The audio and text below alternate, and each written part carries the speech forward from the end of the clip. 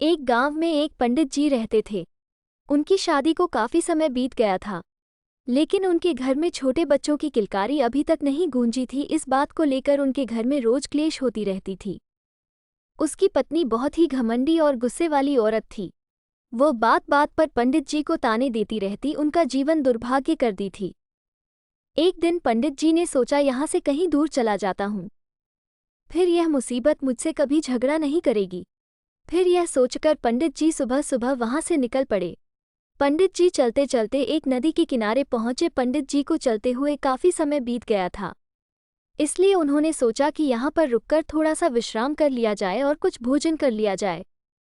उन्होंने कुछ भोजन किया और पेड़ के नीचे वहीं पर विश्राम करने लगे। जब पंडित जी सो रहे थे, तभी उस नदी में से एक सांप बाहर आया और उनकी थैली में घुस गया।